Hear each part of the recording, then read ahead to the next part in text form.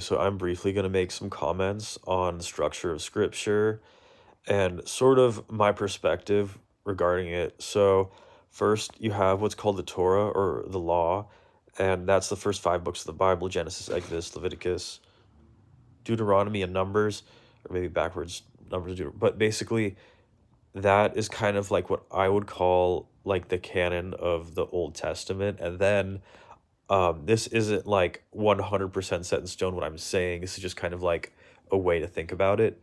The prophets, so everything after the Torah, is like a commentary on the Torah. It's like a commentary on the law and on the history of the world, which is what Genesis is about.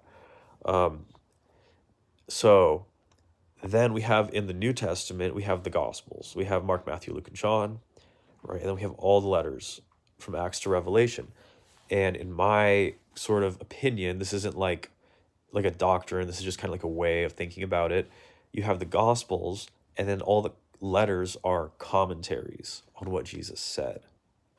And I think this is important when you realize that Jesus is the final authority of what Scripture means.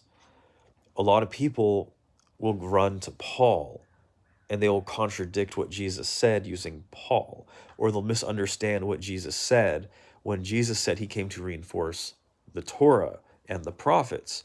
And so if you work it back logically from the letters of the New Testament through the Gospels, through the prophets, and then the Torah, there's one continuous line.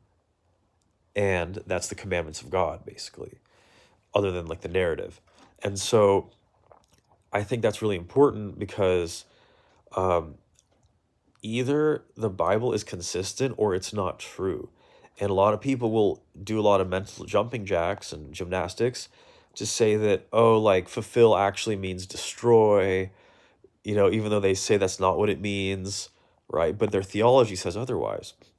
And then you get these commentaries on the New Testament or the Old Testament. And I don't think there's anything totally wrong with having a commentary. But the thing is the commentary is already built in. The commentary is already inspired.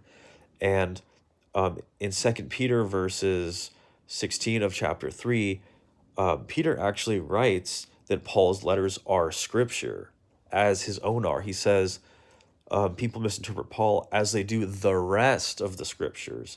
So he's including Paul, the other scriptures. So he's including Paul in scripture, right? So to some degree, the apostles knew they were writing scripture. All right. I hope that helps someone.